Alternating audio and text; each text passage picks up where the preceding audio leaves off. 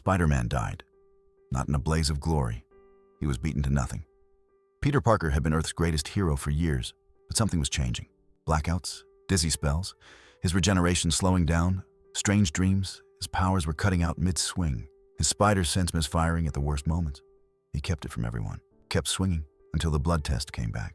He was dying, and he had no idea why.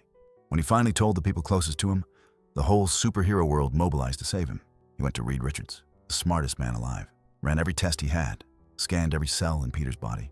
Reed had no answer. He went to Bruce Banner, a man whose own body had been shredded and rebuilt by gamma radiation, who understood impossible biology better than anyone on Earth. Banner had no answer. He flew to Wakanda.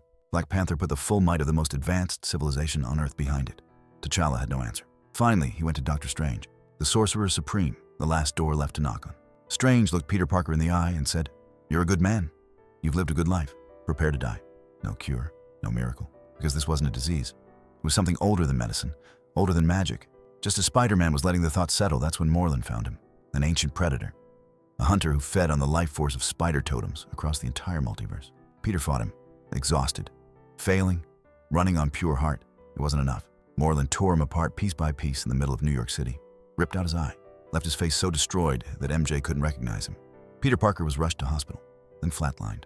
The doctors called it. MJ watched. Tony Stark watched. The Avengers watched. Nobody could do anything. Spider-Man was gone, but that night, the room where they kept his body went silent. When they came to check, all that was left was a skin. Peter Parker had shed himself like a shell, and somewhere under the Brooklyn Bridge, a cocoon was forming. Inside that cocoon, Peter wasn't just healing. He was standing before something ancient, a cosmic spider, a deity, the living embodiment of the spider force that had been inside him since the day he was bitten. It told him the truth he'd been running from his entire career.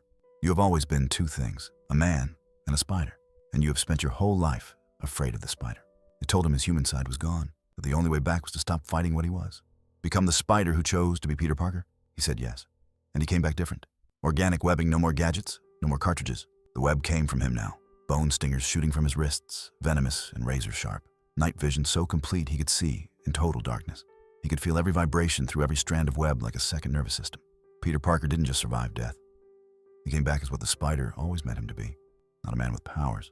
A force of nature wearing a man's face. The other.